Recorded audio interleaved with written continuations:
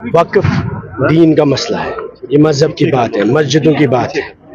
जिस दिन हिंदुस्तान के 24 करोड़ मुसलमानों को आवाज़ की ज़रूरत थी, सहारे की ज़रूरत थी, उन्होंने कश्मीर की तरफ नज़र देखा, कहा मुसलमान चीफ मिनिस्टर है, मुस्लिम गवर्नमेंट है, 60 मुसलमान एमएलए है। तमिलनाडु कर्नाटका की तरह वो भी एक रेजोल्यूशन पास करेंगे। उमर अब्दुल्ला साहब उस दिन, the day he should have been in this house for supporting our resolution which was against BJP's amendment on the Waqf.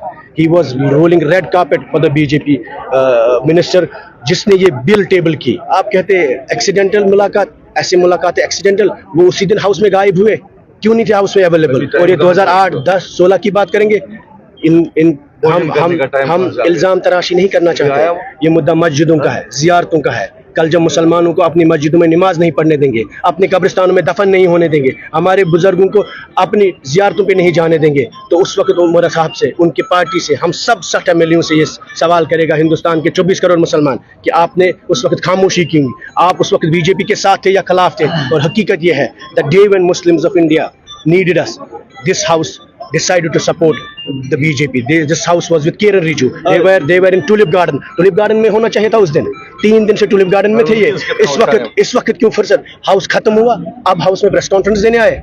The most important precious resolution was yesterday's resolution, today's resolution. That the resolution against BJP's Waqf Amendment Bill, and this house with 60 Muslim MLAs have refused to pass. Is the most betrayal, biggest betrayal in the history of Indian Muslims.